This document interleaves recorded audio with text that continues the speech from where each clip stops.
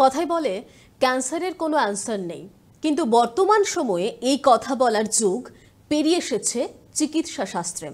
এখন বিভিন্ন ধরনের ক্যান্সার রোগকে বাগে রাখতে কিন্তু সক্ষম অত্যাধুনিক চিকিৎসা পদ্ধতি। সেই চিকিৎসা পদ্ধতি কিন্তু বর্তমানে রয়েছে, এবং এছাড়াও সময় মতো আমরা দেখেছি ক্যান্সার ধরা পড়লে অন্যান্য রোগের মতো সেটা কিন্তু নির্মূল করাও সম্ভব হচ্ছে। বেরিয়েছে সার্ভাইকাল ক্যান্সার প্রতিরোধী টিকাও। তবুও এখন আমরা জানি যে ক্যান্সার মানেই আমাদের মনে একটা আতঙ্ক কাজ করে। কিসের আতঙ্ক? একটা মৃত্যুর আশঙ্কা, পাশাপাশি চিকিৎসা যন্ত্রণার একটা আতঙ্ক, এছাড়াও পাহাড় প্রমাণ একটা খরচের ভীতি কোথাও আমাদের কাজ করে। তবে এই সব কিছুতেই ইতিচিহ্ন টানতে পারে একটি জিনিস। সেটা কি? সেটা হচ্ছে ক্যান্সারের টিকা বা ভ্যাকসিন। এই মারণ রোগ ক্যান্সারের টিকা আর নাকি স্বপ্ন নয়, তা নাকি সত্যি। কারা তৈরি করে ফেলেছেন? তৈরি করে ফেলেছেন রুশ বিজ্ঞানীরা। শুধু তাই নয়, এর সুফলও পাওয়া যাবে আগামী বছর থেকেই, এমনটাই কিন্তু জানতে পাচ্ছি আমরা। এবং 2025 সাল থেকেই রাশিয়ার ক্যান্সার রোগীদের দেওয়া হবে বিনামূল্যে, এমনটাই কিন্তু এই টিকা দেওয়া হবে বিনামূল্যে, এমনটাই কিন্তু রাশিয়ার প্রেসিডেন্ট তিনি জানিয়েছেন। আসুন এই নিয়ে আমরা আজকে আলোচনা এগিয়ে নিয়ে যাব যে কোথাও সত্যিই এই টিকা কি কার্যকর হবে, যদিও হয়, এবং সেটা কতদিন হবে, সেটা কতটা খরচ সাপেক্ষ হবে, আদৌ কি এই রোগ ক্যান্সারের যে ভ্যাকসিন তার দ্বারা সম্ভব নির্মূল করা, এ নিয়ে আমরা আলোচনা করব। এই মুহূর্তে আমার সঙ্গে রয়েছেন ডক্টর অরিন্দম বিশ্বাস। ডক্টর বিশ্বাস, আপনাকে প্রথমেই 24 আওয়ার্স টিভিতে স্বাগত। এই যেটা আমি শুরুতেই বলছিলাম, ক্যান্সার রোগ মানে আমরা জানি যে এটা মানে একটা আতঙ্ক। আমরা এখনো পর্যন্ত যতই চিকিৎসা শাস্ত্র উন্নত হোক না কেন, আমাদের মধ্যে একটা আতঙ্ক কাজ করে। সেই সময় দাঁড়িয়ে এই ভ্যাকসিন যেটা রাশিয়ার বিজ্ঞানীরা আবিষ্কার করেছেন, এটা কতটা কার্যকর হবে বলে মনে করছেন? একটা কথা হচ্ছে, কর্কট রোগ নিশ্চয়ই একটা চিন্তায় ফেলে, কিন্তু আজকাল কর্কট রোগের বিভিন্ন কর্কট রোগের চিকিৎসা কিন্তু এসে গেছে এবং চিকিৎসা পদ্ধতির উন্নতি হয়েছে। সে কারণে মানুষের কিন্তু আয়ু সেটা কিন্তু অনেক বৃদ্ধি পাচ্ছে, এটা কোনো সন্দেহ নেই। কিন্তু একই সাথে যদি সত্যি টিকা এসে যায়, দেখুন এখন পর্যন্ত সেটা কিন্তু দাবি যে আমরা করে দিতে পারবো, যদি সত্যি দাবিটা মানে প্রমাণ রূপে আমরা পাই এবং দেখা যায় যে ট্রায়াল থেকে এটা বাজারে আসছে এবং বিভিন্ন মানুষের ওপর প্রয়োগ করার পর উপকার পাচ্ছে মানুষ, তাহলে সত্যি এক যুগান্তকারী পদক্ষেপ কিন্তু আমরা দেখতে পাবো। রাশিয়া ভ্যাকসিনটা যেটা কাজ করবে, ঠিক যেরকম কোভিড এর সময় ভ্যাকসিন আমরা করেছিলাম, ভ্যাকসিন নিয়ে অনেক আলোচনা করেছিলাম, ঠিক এইভাবেই কিন্তু কাজটা করবে। একটা টিউমার সেল যখন শরীরে প্রবেশ করলো এবং টিউমার সেল খুব তাড়াতাড়ি প্রলিফারেট করে, অর্থাৎ বংশবৃদ্ধি হয়, তো সেই বংশবৃদ্ধির জন্য বিভিন্ন অঙ্গে চলে যায়, মৃত্যু হয় অকালেই।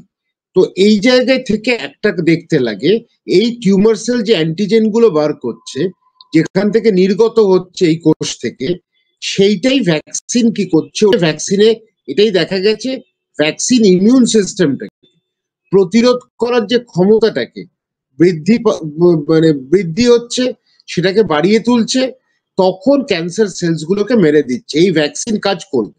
তো ভ্যাকসিনটা কে নিয়ে যাবে? শরীরে তো প্রবেশ করাতে হবে, কোনো একটা ভেহিকেলকে লাগবে। সেই ভেহিকেলের কাজটা করছে একটা এমআরএনএ ভাইরাস। এটাই হচ্ছে বেসিক যে মানে পদ্ধতিগতভাবে যেভাবে ওরা উল্লেখ করেছে সেটাই। বাকিটা হচ্ছে রিসার্চের ওপর, ট্রায়ালের ওপর। এখন গবেষণা যদি সত্যিকারের সাফল্য লাভ করে, তাহলে একটা বিরাট পদক্ষেপ আমি বলবো।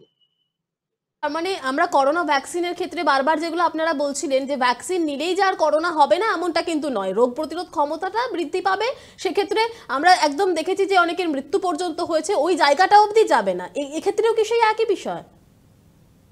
দেখুন, একটা কথা হচ্ছে, ভ্যাকসিন কি করে? ভ্যাকসিন শরীরের প্রতিরোধ করার ক্ষমতা বাড়িয়ে তোলে, কিন্তু করোনা ভাইরাস শরীরে প্রবেশ করাটা আটকাবে না। ভ্যাকসিন সেটা আটকাতে পারে না।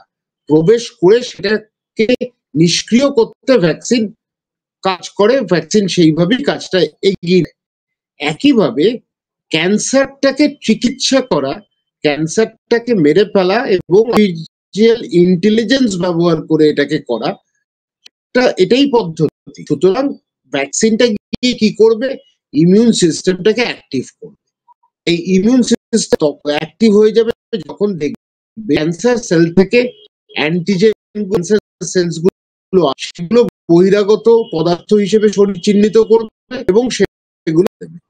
তো সেই ক্ষেত্রে টিউমার, আমরা টিউমারকে মেরে দিতে পারি, আর্লি স্টেজে খুব ভালো কাজ করবে, কিন্তু দাবি করা হচ্ছে যে মেটাস্টেসিস অর্থাৎ বিভিন্ন যখন ছড়িয়ে যায়, যখন ছড়িয়ে মেডিকেল পার্লান্স হিসেবে আমরা বলি যে মেটাস্টেসিস হয়েছে, সেই ছোটাও এটাকে দাবি করে কাজ করতে পারে।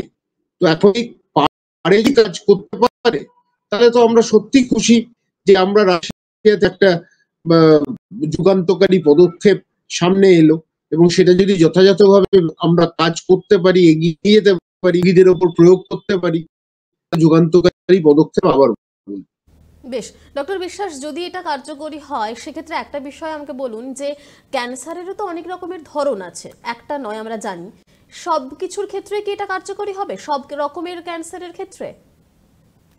আপাতত কিন্তু সেটাই দাবি করা হচ্ছে, নির্দিষ্টভাবে এখনো পর্যন্ত মানে ফলটা আসেনি বা বিস্তারিত ভাবে তারা কিন্তু তারা অল্প বিস্তরটা জানিয়েছে, তারা ক্যান্সার বলে ব্যাপারটা বলছে, তারা কিন্তু কোন নির্দিষ্ট ক্যান্সারে ভালো করে কাজ করবে কম কাজ করবে সে বলেনি।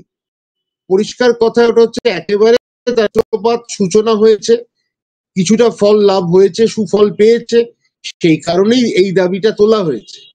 সময় দিতে হবে, যত সময় যাবে তত আমরা কিন্তু পরিষ্কারভাবে বুঝতে পারবো এই ভ্যাকসিন কতটা সফল এবং কতটা কর্কট রোগকে আটকাতে সক্ষম হবে। বেশ, ডক্টর বিশ্বাস, আরো একটা বিষয়, এটা প্রত্যেক মানুষের ক্ষেত্রে কার্যকরী করা হবে, যারা এই মুহূর্তে মানে ক্যান্সার রোগ যাদের মধ্যে রয়েছে তাদের ক্ষেত্রে নিশ্চয়ই কার্যকরী নয়। কিন্তু এইভাবে যদি আপনি দেখেন, এটা কিন্তু দাবি করেনি যারা ক্যান্সারে আক্রান্ত হয়েছে যদি মেটাস্টেসিস আটকাতে পারে, তার মানে ক্যান্সার হওয়ার পরেও আমরা যদি ভ্যাকসিনটা ব্যবহার করি তাহলে কিন্তু কাজ করবে। এই জন্যই ভ্যাকসিনটা সেইভাবে কাজ, কারণ টিউমার সেলস কে টার্গেট করবে। সুতরাং টিউমার মানে শরীর সেলস রয়েছে, সেগুলো করতে পারে। হ্যাঁ, নিশ্চয়ই সবসময় ম্যাটার করবে স্টেজটা তো তাই দাবি করেছে, মেটাস্টেসিস আটকাতে পারবে। সুতরাং মেটাস্টেসিস হয়ে যাওয়ার পর কতটা লাভবান হবে আমি জানি না, অর্থাৎ বিভিন্ন অঙ্গে যদি ছড়িয়ে যায় তাহলে আমার নিজের কিন্তু সন্দেহ আছে যে সে ভ্যাকসিন ততটা মানে জোরালো কিনা। কিন্তু একটা কথা দাবি যেটা করেছে যে মেটাস্টেসিস আটকাতে পারবো, সুতরাং প্রথম স্টেজে আটকাতে পারবে। কিন্তু কিছু কিছু ক্যান্সার রয়েছে যেগুলো কিন্তু একটু দেরিতে ধরা পড়ে। ওভারি বেশিরভাগ ক্ষেত্রে কিন্তু স্টেজ 3-তে আসে, যখন পেটে জল জমে যায় মহিলাদের, আর বুকে জল, আর যখন মানে এইরকম সম্ভাবনাগুলো দেখা যায়। কিন্তু কোন ক্যান্সারের বেশি কাজ করবে বা কোন ক্যান্সারে ঠিকমতো কাজ করবে না সেগুলো কিন্তু বিস্তারিত এখনো পর্যন্ত নেই রাশিয়ার এই এজেন্সি। ডক্টর বিশ্বাস, যা যা আপনি এখনো পর্যন্ত বললেন এগুলো ছাড়াও কি আরো কিছু দাবি করা আছে সেখানে, যদি একটু ডিটেলে জানাতেন। দেখুন, দাবি এখনো কিন্তু খুব অল্প বিস্তর উল্লেখ করেছে তারা, কারণ রাশিয়ার ক্ষেত্রে রাশিয়া সবটা দাবি করে না যতক্ষণ না দেখায়। তো সেই ক্ষেত্রে করে দেখানোর বিষয়টা যখন আছে, এবং 2025-এ হয়তো কিছুটা একটা আমরা কিছু তথ্য পাবো তাদের কাছ থেকে যে তারা কতটা এগোতে পারলো। কারণ ক্যান্সার বিষয়টা কিন্তু অনেক মানে মানে মানে মানে মানে ঘোরানো পেঁচানো বিষয়, খুব সহজ বিষয় নয়। মানে মাল্টিপল ফ্যাক্টরস, এটা খালি একটা নয়। যেরকম ক্যান্সার সার্ভিক্স, যেটা আপনি এক্ষুনি উল্লেখ করলেন বলার সময়, যে এইচপিভি হিউম্যান প্যাপিলোমা ভাইরাস, তার বিরুদ্ধে আমরা ভ্যাকসিন ব্যবহার করতে পারি বা তার বিরুদ্ধে কাজ করবে ভ্যাকসিন তৈরি হয়েছে, সেটা আটকাতে পারবে। কিন্তু হওয়ার পর ভ্যাকসিন এখনো পর্যন্ত সেভাবে সারা বিশ্বে হয়নি। চেষ্টা হয়তো চলেছে, কিন্তু এখনো পর্যন্ত বিফলই হয়েছে, অকৃতকার্যই হয়েছে। কিন্তু এখানে যদি কৃতকার্য হয় তাহলে সত্যি তো একটা বড় পদক্ষেপ তারা পেল। কিন্তু একটাই হচ্ছে, বিভিন্ন ক্যান্সার বিভিন্ন কারণের জন্য হয়, সেটা একটা ভ্যাকসিন সবটা করে দেবে সেটা নিয়ে কিন্তু আমার একটু আশঙ্কা আছে। বেশ, ডক্টর বিশ্বাস, আমাকে একটা বিষয় বলুন যে রাশিয়ায় কিন্তু বলা হয়েছে যে এই ক্যান্সার রোগীদের এটা 2025 থেকে বিনামূল্যে দেওয়া হবে। আমাদের দেশের ক্ষেত্রে বা অন্যান্য দেশের ক্ষেত্রে এটা ছড়িয়ে পড়ার ক্ষেত্রে কি কি প্রোটোকল রয়েছে বা কি এ বিষয়ে কিছু জানেন? এখনো পর্যন্ত আমাদের দেশে নিশ্চয়ই দেখুন গবেষণা হচ্ছে, এটা অস্বীকার করার নেই। ভারতবর্ষ গবেষণায় একটাই হচ্ছে, রাশিয়া বা ইউএস এর মতন সেই রকম খরচপাতি আমরা করতে পারি না, সেভাবে গবেষণা করি না, কিন্তু হচ্ছে না যে তা না। বিভিন্ন গবেষণাতেই আমরা কিন্তু বিভিন্ন ভ্যাকসিনও পেয়েছি, বিভিন্ন ওষুধও পাচ্ছি, কিন্তু একই সাথে ওরা এই ফর্মুলাটা ভারতবর্ষের সাথে হাতে হবে, সেটা একটা বিষয়। ভারতবর্ষকে আলাদা তৈরি করতে হবে, এটা নয় যে বড় পারবে না, কিন্তু ভারতবর্ষের যে পরিকাঠামো সেইটা কতটা ভারতবর্ষকে সফলতা এনে দেবে এই বিষয়ে, সেটা নিয়ে কিন্তু সন্দেহ থেকে যায়। কিন্তু একেবারে ভারতবর্ষের সাথে যদি ভারতবর্ষের জনসংখ্যা অনেক বেশি, তো সেই জনসংখ্যার হিসেবে আমরা যদি থেকে কাজে লাগাতে পারি বা এর উপর গবেষণা করতে পারি, তাহলে অনেক মানুষ কিন্তু সুফল পাবে, সেটা নিয়ে কিন্তু। বেশ। এবং ক্যান্সার রোগীরা এতে কি কোথাও একটু আশাবাদী হতে পারছেন এবং পারবেন? এটা তাদের যদি উদ্দেশ্যে কি সত্যি বলবেন? প্রমাণিত হয়, এটা যদি সত্যি প্রমাণিত হয় যে আজকে ক্যান্সার রোগীরা উপকৃত হয়েছে, মানে স্টেজ 1 থেকে আমরা নির্মূল করতে পারলাম, তাহলে তো এর থেকে বড় খবর বা আশার খবর আর হয় না। মানুষ তো সত্যি খুশি হবে। এবং এই যে মানুষের যে খরচটা হয় ক্যান্সারের জন্য, মানে লক্ষ লক্ষ টাকা চলে যায়, তো সেইগুলো অনেকটা আটকানো যাবে।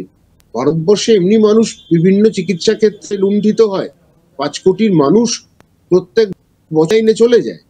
তো সেই জায়গা থেকে আজকে ভারতবর্ষ যদি এরকম একটা জায়গা পায়, একটা ভ্যাকসিন পায়, তাতে ক্যান্সার ট্রিটমেন্ট করতে পারে এবং ক্যান্সার যদি সফলভাবে নির্মূল করা যায়, তাহলে একটা বিরাট পদক্ষেপ হতে চলেছে, এটা নিয়ে কোনো সন্দেহ নেই। বেশ। আচ্ছা, যদি এদেশের ক্ষেত্রে আমি বলি, তাহলে কি সেটা ব্যয়বহুল হবে যদি এই টিকা আসার পরে? এখন টিকা কে তৈরি করে, কে বানাবে, ভারতবর্ষ কবে ওটা রিলিজ করবে, কবে গবেষণা শেষ করবে, এটা বড় মানে সময় লাগবে। ভারতবর্ষে এমনি তো অ্যাডমিনিস্ট্রেটিভ বটলনেক থাকে।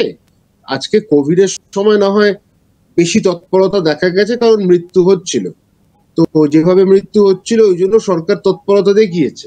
সরকার যদি, রাশিয়া যদি দাবি করার পর এটা যদি সরকার তৎপরতা দেখায়, তাহলে আমার মনে হয় নিশ্চয়ই যে এজেন্সি ভারতবর্ষে দায়িত্ব নেবে সে দ্রুততার সাথে কাজ করবে।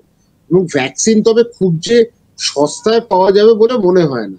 হিউম্যান প্যাপিলোমা ভাইরাসের যে ভ্যাকসিন, সেটা কিন্তু প্রায় 10,000 টাকা এক একটা দাম। তো এটা 10,000 টাকা ভারতবর্ষের যে কোনো ক্ষেত্রে, সাধারণ মানুষের ক্ষেত্রে এটা কিন্তু একটা মানে যথেষ্ট মূল্যটা এর বেশি, সাধারণ মানুষের আয়ত্তের বাইরে চলে যায়।